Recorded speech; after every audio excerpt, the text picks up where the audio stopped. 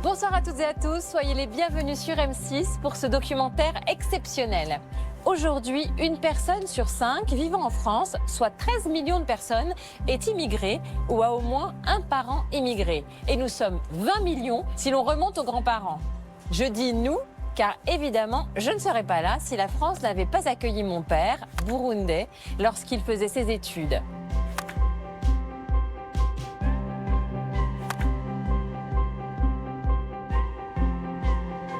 La fraternité pour moi n'est pas un vain mot et lorsque j'étais enfant, c'était l'époque de touche pas à mon pote.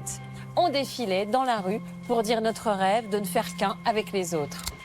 Première marche pour l'égalité et contre le racisme. Le peuple français, c'est pas le beauf qui tire aux fenêtres avec le van de l'Henri, c'est aussi tous ces gens-là, c'est formidable. On pratiquait la religion de nos parents sans revendiquer notre Dieu. On troquait à la cantine le jambon avec les desserts des copains. Et si on se chambrait sur nos origines, il n'y avait aucune défiance ni communautarisme. Que de la curiosité saine lorsqu'on allait chez les uns, chez les autres, manger des pizzas, une paella ou du couscous. La personne la plus importante dans mon cursus culinaire, je dirais que c'est ma grand-mère. Et elle me disait, viens, au lieu de regarder la télé, viens m'aider à éplucher les courgettes, viens, je vais te montrer comment on fait le tagine avec les boulettes, les trucs, machin. Et elle m'a transmis en fait son amour pour la cuisine. Je suis persuadée de ne pas être la seule à penser comme ça. Et j'ai eu envie de rendre hommage à nos ancêtres qui ont tout quitté pour donner à leurs enfants l'espoir d'une vie meilleure. Avancez, pour favor, por favor. Si à un moment donné, mon père il avait pris telle décision, ben, je ne serais pas ici, je ne serais pas avec ce maillot, je serais avec un autre maillot. Donc c'est vrai que des fois, ça te remue un peu, quoi. Ma grand-mère, elle est partie de rien. À 14 ans, et avec la guerre, il y a eu à bombarder Milan. Elle a sacrifié sa vie pour nous.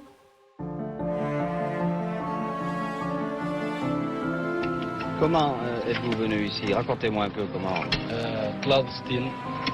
J'ai voulu aussi rappeler, expliquer comment la France a accueilli depuis 100 ans toutes ces personnes, entre accueil et générosité. Vous avez devant vous, entre guillemets, un miraculé. Je remercie la France pour ça. Ma maman remercie la France aussi d'avoir sauvé son bébé. Mais aussi, à certaines époques, peur, ras-le-bol et défiance comme aujourd'hui. Comment décrire autrement la véritable invasion qui est en train de se produire dans notre pays, la constitution de véritables villes étrangères. Dans les périodes de crise économique et donc de plus grandes difficultés, le pays se renferme et la peur de l'immigration augmente. On a eu le droit à des bols de riz, de toute façon vous mangez du chien, vous mangez des araignées. Je suis tombé sur une directrice de casting qui m'avait expliqué qu'avec mes cheveux, je travaillerai jamais. Le racisme existe en France. Moi, j'ai une voisine qui m'a craché dessus.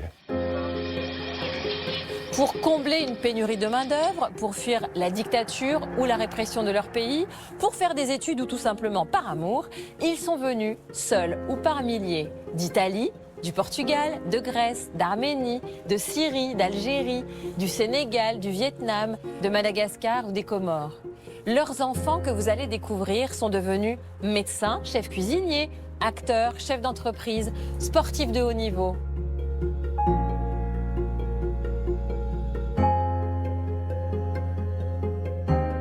Tous nous ont ouvert leurs portes et leurs cœurs et nous ont raconté parfois pour la première fois, avec beaucoup d'émotion, ce chemin de la liberté et de la réussite qu'ils ont emprunté. Et on a vécu la mort. Attention, on a vraiment vécu la mort dans cette traversée. On s'est regardé comme si c'était le dernier regard de notre vie. À travers leurs mots, ce sont 100 ans de la grande histoire de France que vous allez découvrir.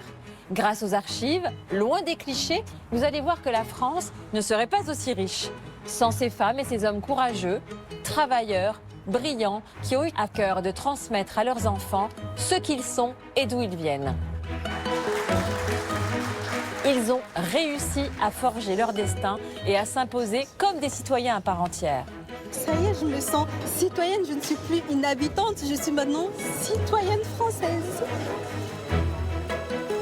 Les Nouveaux Français, c'est un documentaire réalisé par Mathilde Gautry et c'est tout de suite sur M6.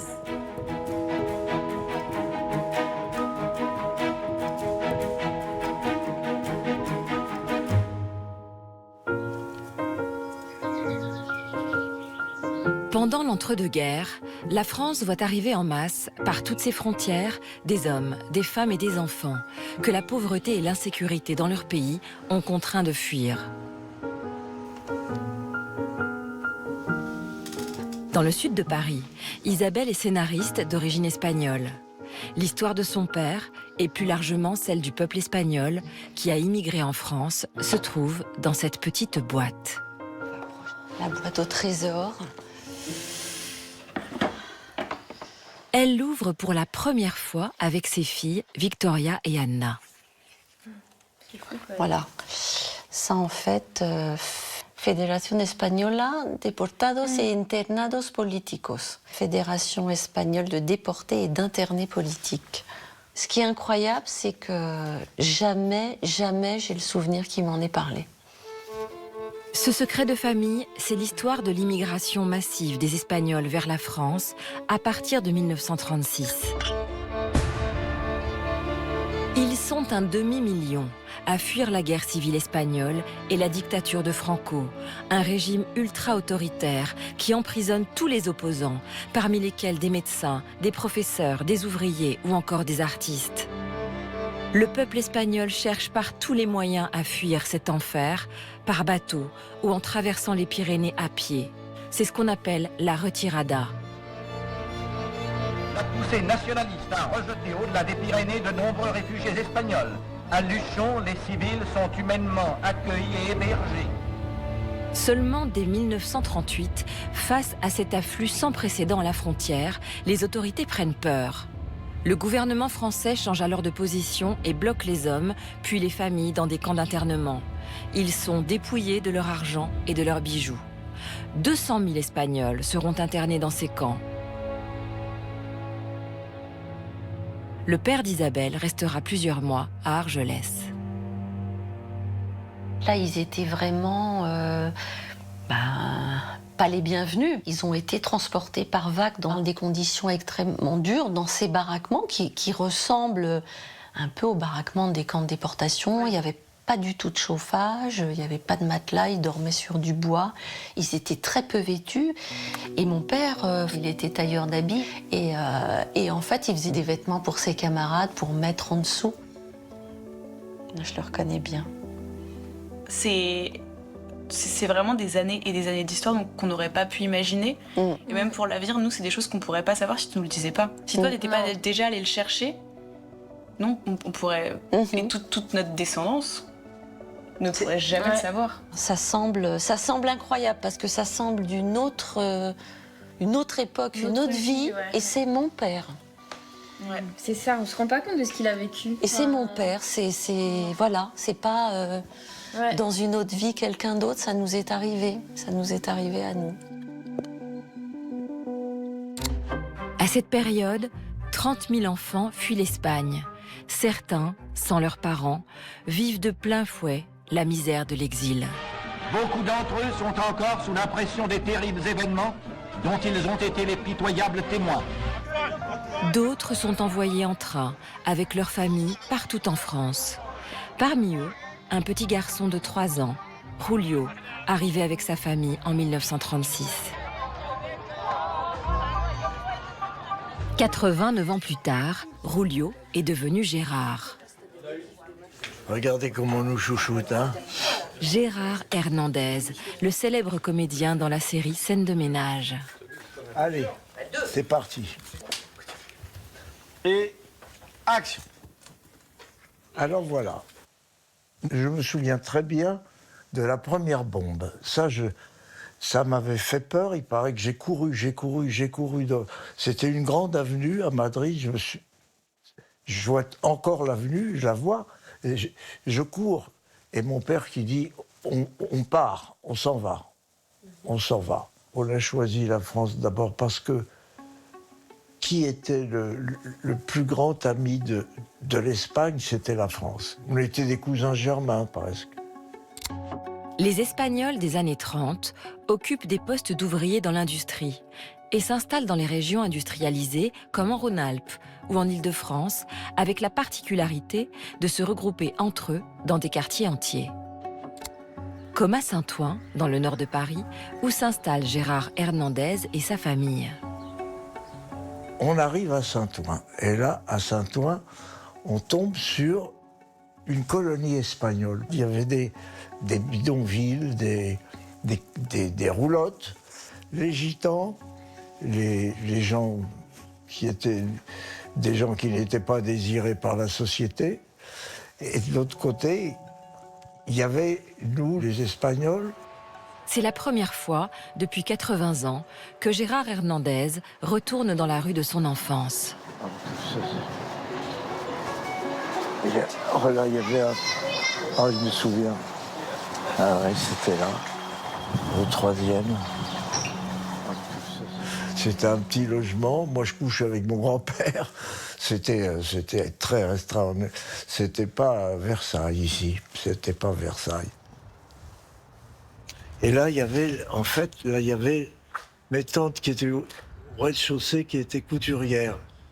Et un peu plus loin, c'était Monsieur Hervé, ébéniste, où j'ai passé toute mon enfance. D'un seul coup, je m'aperçois que je suis très vieux, quoi. C'est pas que des mauvais souvenirs, c'est que d'un seul coup, tu te dis, mais, nom de Dieu, ça fait longtemps que je suis sur cette putain de terre. Comme Gérard, arrivé en France enfant, beaucoup d'immigrés connaissent des difficultés d'intégration lorsqu'ils s'éloignent de leur famille et de leur communauté. Au travail ou à l'école, il faut apprendre au plus vite cette nouvelle langue. J'en ai bavé quand même pas mal. J'étais différent. Je parlais pas bien le français, j'avais un accent épouvantable. Et bon, les moqueries, même à 5 ans, c'est dur. Puis 6 ans, 7 ans. À 7 ans, j'ai dit, nom de Dieu, je vais parler français aussi bien qu'eux. Si les enfants apprennent plus vite que leurs parents à parler notre langue riche et complexe, les difficultés d'apprentissage sont une constante pour tous les étrangers qui s'installent ici. Le problème est pris à bras-le-corps par les politiques. Comme en août 1936, le Front populaire, pour la première fois en France, inscrit dans la loi que l'école primaire est obligatoire pour les enfants étrangers de 6 à 14 ans. Une véritable avancée qui fait de l'apprentissage de la langue française une première étape importante de l'intégration. Dis-moi, tu apprends quoi ici, hein? Je prends un français. Voilà. La plus grande difficulté, c'était la barrière de la langue. Je parlais pas un mot de français. C'est-à-dire que dès que j'ai pu communiquer avec tous mes copains de classe, j'étais devenu un petit français comme les autres, quoi. Mes parents, ils attendaient de moi que j'ai 10 sur 10 en orthographe. Je n'avais pas le droit de parler roumain à la maison pour avoir une élocution parfaite. Et c'est vrai qu'en tant qu'enfant, déjà, il y a cette difficulté d'intégration. Et en plus, ce poids qui pesait sur mes épaules de devenir quelque part plus française que les Français. Alors, mon grand-père parlait 7 langues, mais la langue avec laquelle il a le plus galéré, c'était le français. Et mon père s'en voulait de ne pas avoir assez aidé son père à parler la langue. Depuis le début du XXe siècle, le nord de la France connaît un autre flux migratoire, avec l'arrivée en masse des Polonais. Ils ont quitté leur pays par villages entiers, fuyant la pauvreté pour devenir mineurs et paysans. L'arrière-grand-père d'Alexis Michalik était parmi eux. Il est arrivé avec mon arrière-grand-mère et mon grand-père sous les bras, qui avait 2 ans, et ils ont pris une ferme dans cette région assez pauvre, ouvrière. Et il a ramassé des patates jusqu'à la fin de sa vie. Quand on arrive et qu'on n'a rien, tout est plus dur. Il est évidemment beaucoup plus difficile de s'intégrer quand on n'a pas d'amis, pas de connexion, quand on n'a pas la langue, quand on n'a pas les codes, quand notre diplôme n'est pas valable. Il savait qu'il évoluerait pas, quoi, il irait nulle part. Depuis 1923, dans le sud de la France, les Arméniens sont quelques milliers à arriver. Leur point d'entrée, Marseille. Ils ont fait le voyage depuis les camps de rescapés du génocide et sont apatrides. De 1915 à 1923, l'Empire ottoman va déporter et massacrer de manière systématique les Arméniens. Les grands-parents d'André Manoukian arrivent à Marseille en 1923, après des années de persécution.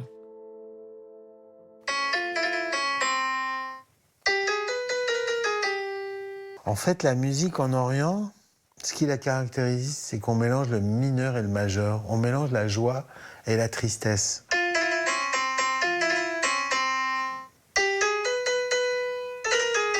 Et tous les Arméniens de la diaspora viennent de l'Empire ottoman. Il y avait des villes turques où il y avait 100 000 Arméniens. Ils avaient leurs églises, ils avaient leurs universités, leurs écoles. Ils étaient un petit peu l'élite du pays. Ils se sentaient, pour le coup, un peu intouchables. Puis petit à petit, la Première Guerre mondiale arrive. Et puis là, tout d'un coup, du jour au lendemain, on décide de faire une purification ethnique, puisqu'il s'agit de ça. Et évidemment, comme ça va être une longue déportation, il va y avoir 1,5 million de morts pendant cette déportation, pendant ce qu'il faut bien qualifier de génocide malgré tout. Toutes ces choses étaient non dites. Tous ces sacrifices qu'ils ont connus, toutes ces choses horribles qu'ils ont vécues, mon père nous en a épargnés. Jusqu'au jour où, pudiquement, il m'a tendu une feuille de papier en me disant « Tiens, si tu veux savoir ». Et sur cette feuille, il y avait écrit le calvaire de ma grand-mère Anouche.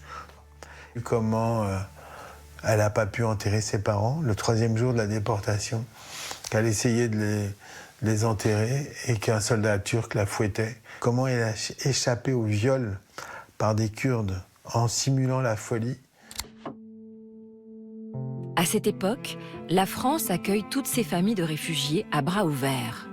Car après les désastres de la Première Guerre mondiale, tout le pays est à reconstruire et les grandes villes ont besoin de main-d'œuvre dans les usines. À cette époque, les émigrés, c'est pas qu'ils sont les bienvenus, c'est qu'on leur a demandé de venir. On a été les chercher quand ils étaient dans un camp de réfugiés de la Croix-Rouge à Thessalonique. Il y avait des commissaires français qui venaient et qui disaient « Voilà, on a besoin de main-d'œuvre, est-ce que vous êtes d'accord? Il y a du travail en France, on vous fait les papiers, et puis voilà quoi. » En Île-de-France, Alfortville, une petite ville de 45 000 habitants, va devenir l'un des points de ralliement de la communauté arménienne. Leurs descendants représentent aujourd'hui près de 25% des habitants. Luc Carvounas, 54 ans, vit depuis tout petit à Alfortville. Il en est même devenu le maire depuis 2012. Et il sait parfaitement comment cette petite ville du sud parisien a attiré la communauté arménienne. On l'appelle la Petite Arménie parce que c'est une ville qui s'est construite au siècle dernier par l'apport de ces familles arméniennes. Et ils sont arrivés beaucoup, je crois, par le bouche à oreille. Et c'est parti du sud de la ville parce qu'en fait, c'est une époque où on appelait le département où nous sommes la Petite Ceinture Rouge. Il y avait beaucoup d'usines. Et puis la construction du chemin de fer qui a fait un appel d'air de main-d'œuvre de toute façon. Et donc, de fil en aiguille, entre travail et logement, les choses se sont faites un peu quasiment naturellement. Luc, élu tour à tour sénateur et député, est issu aussi d'une famille qui a fui les persécutions du régime ottoman. Ses grands-parents paternels étaient grecs. Tous les chrétiens de Turquie ont fui la Turquie. Voilà, c'était une déportation massive pour survivre. Et donc c'est dans ces conditions-là que beaucoup ont fui, en fait. Et j'ai compris qu'en fait, l'histoire des Arméniens d'Alfortville était la même histoire que mes grands-parents paternels. Voilà. Les Arméniens, qui ont quitté leur terre pour fuir la guerre, la voient revenir de plein fouet dans leur pays d'accueil, la France, en 1939. Lorsque la Seconde Guerre mondiale éclate,